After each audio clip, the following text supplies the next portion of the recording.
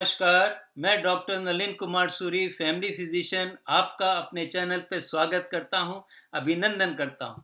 चलिए आज के टॉपिक पे एक बहुत महत्वपूर्ण जानकारी आपके साथ शेयर करता हूं कि जब अक्यूट अटैक गाउट का आ जाता है किसी भी जॉइंट में, तो हमारे पास इमीडिएट क्या रेमेडी है, क्या हम काम कर सकते हैं जिससे पेन कम हो जाए, दर्द कम हो जाए, स्वेलिंग कम हो जाए। तो चलिए शुरू करते हैं।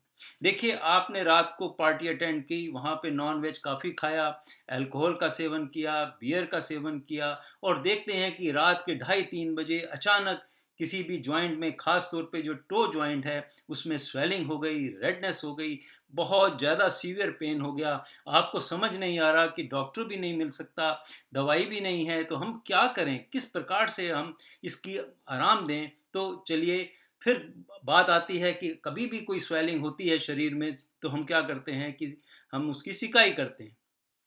यहाँ पर फिर क्या होता है कि सोचने की बात है कि यहाँ हमें ठंडी सिकाई करनी है या गर्म सिकाई करनी है। तो देखिए, और कब करनी है, कितनी करनी है। तो देखिए होता क्या है, पहले थोड़ा सा गाउट के विषय में जानते हैं कि ये जब आपने नॉन वेज खाया या कई दिन से नॉन वेज खा रहे हैं, अल्कोहल काफ़ी टाइम से ले रहे हैं, या वैसे ही आपके शरीर में यूरिक एसिड की बढ़ने की टेंडेंसी है, ब्लड में ज़्यादा यूरिक एसिड हो जाता है। तो ये यूरिक एसिड जो होता है, जब ज़्यादा मात्रा में हो जाता है और गुर्दे उसे पूरी तरह से निकासी नहीं कर पाते हैं, तो ये हमारे क्रिस्टल फॉर्म में जॉइंट्स में जम जाता है, वहाँ पर इकट्ठा हो जाता है। और ये क्रिस्टल जो हैं, ये बहुत इरिटेंट होते हैं। ये जॉइंट्स में स्वेलिंग ला देते हैं, सूजन ला देते हैं और इतना सीवियर पेन होता है कि आप अचानक बेड से उठ जाते हैं। कोई उसको टच भी करना आपके लिए भारी हो जाता है, इतना ज़्यादा इसमें दर्द होता है। तो फिर क्या कर सकते हैं कि यहाँ पर हमें सबसे पहले जो सबसे इम्पोर्टेंट बात है कि आपको ठंडी सिकाई करनी होगी, गर्म सिकाई बिल्कुल नहीं करना, नहीं तो उल्टा कहानी हो जाएगी, और ज़्यादा स्वेलिंग बढ़ जाएगी, और ज़्यादा रेडनेस हो जाएगी, और ज़्यादा दर्द होना शुरू हो जाएगा। तो शुरू के समय में आपको ठंडी सिकाई करनी है। और ठंडी सिकाई कैसे कर सकते हैं कि बर्फ़ के को लेकर उसे क्रश करके आप किसी भी कपड़े में बांध कर उस जॉइंट के चारों तरफ 15 से 20 मिनट तक सिकाई करें। अगर वो नहीं है, बर्फ़ नहीं है, तो फ्रोजन अगर आपको पीस मिल जाते हैं, मटर के दाने मिल जाते हैं, उन्हें भी किसी रुमाल में लपेट कर उसकी जगह की सिकाई कर सकते हैं। या अगर बर्फ़ भी नहीं है, अगर ठंडा पानी फ्रिज के अंदर रखा हुआ है, वही रुमाल डुबो-डुबो के, टॉवल को डुबो-डुबो के उसके चारों तरफ जब सिकाई करेंगे, तो क्या होगा, इसका बहुत ज़्यादा बेनिफिट होता है। क्योंकि इतना ज़्यादा इन्फ्लेमेशन होने की वजह से ब्लड वेसल्स में से ब्लड का फ्लो बहुत ज़्यादा हो जाता है, तो वो और सूजन ला देगा, और ज़्यादा दर्द लाएगा। तो जब आप ठंडी सिकाई करते हैं ऊपर से, तो ये ब्लड वेसल्स जो हैं कंस्ट्रिक्ट हो जाती हैं, उनका जो ब्लड वॉल्यूम जो है, वहाँ की सप्लाई कम हो जाती है। तो जिससे आपको दर्द कम होगा, सूजन कम आएगी और आराम मिलेगा। और जो नर्व एंडिंग्स होती हैं, उनमें भी आराम मिलता है, वो भी नम हो जाती हैं, जिससे आपका दर्द कम हो जाता है।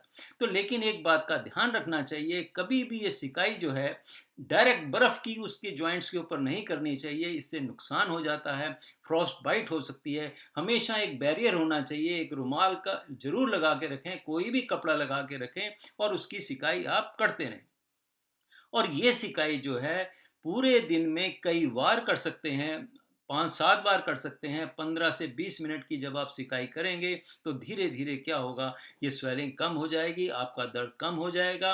और फिर घर में कोई भी पेन किलर पड़ा हो, चाहे वो ब्रूफेन की गोली पड़ी हो, वो आप इसका दूध के साथ ले सकते हैं, उससे आराम मिलेगा। और उस जॉइंट को थोड़ा-सा उठा के रखना होता है, जो आपका हार्ट लेवल है, जब आप लेटे होते हैं, तो उसके नीचे आराम से एक तकिया रख दीजिए और जॉइंट्स को थोड़ा एलिवेट करके रखेंगे, तो क्या होगा, स्वेलिंग नहीं आएगी, वो धीरे धीरे सबसाइड कर जाएगी। और पानी का सेवन बहुत ज़्यादा अच्छा करना होता है। जब पानी ज़्यादा पिएंगे, तो क्या होगा कि जो भी और भी टेंडेंसी जो यूरिक एसिड बढ़ने की है, वो नहीं होगी और जॉइंट स्वेलिंग नहीं होगा।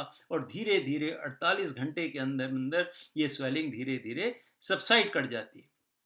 फिर बात करते हैं कि इसके बाद हमें क्या करना होता है सिकाई के विषय में। तो देखिए, आप कर सकते हैं, जब आपको लगता है कि जॉइंट थोड़ा स्वेलिंग कम हो गई, रेडनेस कम हो गई, दर्द कम हो गया, तो फिर आप अल्टरनेट जो है गर्म पानी की सिकाई और ठंडी ये की सिकाई कर सकते हैं। एक बार 15-20 मिनट आप क्या करें कि ठंडी सिकाई कर लें, फिर 10 मिनट का गैप दे दें, फिर गर्म पानी की सिकाई कर लें, फिर इस प्रकार से अल्टरनेट 10 मिनट का गैप देके इस प्रकार अगर आप सिकाई करेंगे तो क्या होगा कि ये जो है इसमें आराम मिलेगा और फायदा होता है। और फिर देखते हैं कि अब जॉइंट में मोबिलिटी भी हो गई, थोड़ा आराम भी आ गया, फिर ठंडी सिकाई करने की कोई ज़रूरत नहीं होती। फिर हमें दूसरा मैकेनिज़्म लेना होगा कि हमें केवल गर्म पानी की बोतल की सिकाई करनी होगी। अगर गर्म पानी की बोतल नहीं है तो पानी को किसी भी रुमाल या टॉवल में भिगोकर उसके चारों तरफ उसकी सिकाई करेंगे तो उसका क्या बेनिफिट होता है कि अब क्या होगा कि ब्लड वेसल जो हैं वो डायलेट हो जाएंगी। वो डायलेट हो जाने से उसके अंदर से ब्लड का फ्लो बहुत अच्छा हो जाएगा। तो वहाँ से क्या होगा कि यूरेट के जो यूरिक एसिड के क्रिस्टल्स हैं उनका फ्लो वापस बढ़ जाएगा। फिर वो उससे आपको बेनिफिट मिलेगा, स्वेलिंग कम हो जाएगी। क्योंकि ये इन्फ्लेमेटरी प्रोसेस होता है तो इसकी इन्फ्लेमेशन के लिए शुरू में ठंडी की सिकाई करना बहुत ज़रूरत होती है। और बाद में आपको 48 घंटे के बाद जब जॉइंट्स में बहुत आराम आ जाता है तो फिर जब ये रिकवरी फेज जो होता है इसका गाउट का, उस समय आप पानी की सिकाई करनी होगी। और जैसे मैंने कहा, एलिवेट तो आपको रखना ही रखना है। जॉइंट को हमेशा उठा के रखें, थोड़ा अपने हार्ट लेवल से बढ़ा के रखें और पानी का सेवन बहुत ज़्यादा करते रहें।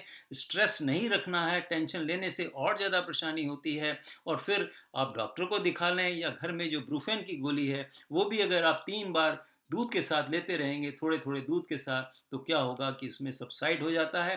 फिर जाके अपना ब्लड चेक कराइए कितना यूरिक एसिड रहता है। फिर आगे आप डॉक्टर से मिलें, जैसा वो उचित समझते हैं फिर वैसा आपको ट्रीटमेंट करना पड़ता है। तो चलिए इसी के साथ ये वीडियो मैं समाप्त करता हूँ। फिर मिलेंगे, किसी और वीडियो पे चर्चा करेंगे।